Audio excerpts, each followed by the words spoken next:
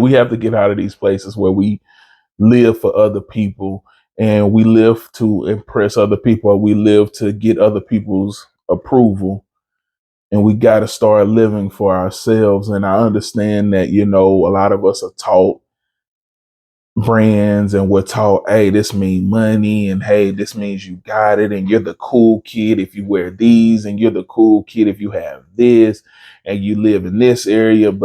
And so I get it. A lot of that is ingrained in us from childhood. So it's not easy for us to break those mental chains. It's not easy for us to break those concepts of good and bad and things like, not good and bad, but what's a good life and what's a bad life. It's hard for us to break those chains and those ways of thinking because it's been ingrained in us since we were kids. But we have got to start doing that. We've got to understand that just because you don't have everything that your friend has or that your neighbor has doesn't mean that you're living a bad life.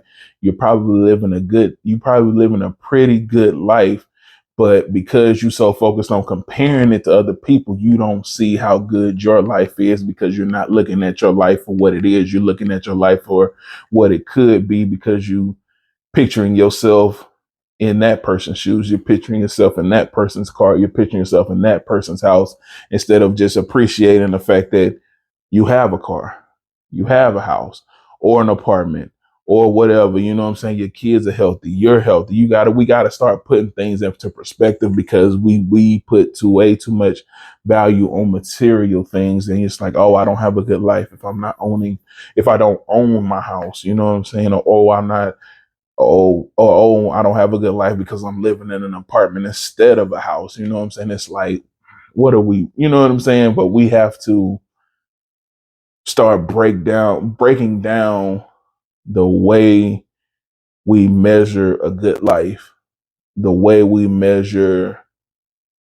you know, happiness and joy and peace. Because one thing that I'm learning is all that happiness and joy and peace, a lot of that, all of that, most of it, I don't know what percentage starts with you. It is you.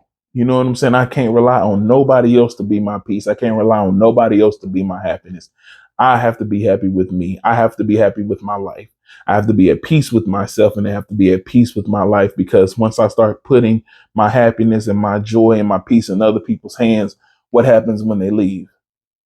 What happens when I put my peace and my joy into this piece of jewelry or this car or this house and then it's gone, or this money and for whatever reason it's gone? Now what?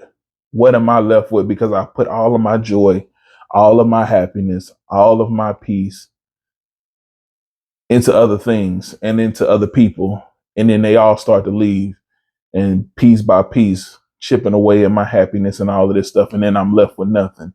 Like, no, we got to start realizing that our good life, our happiness, our peace starts with us. We have to be happy with ourselves.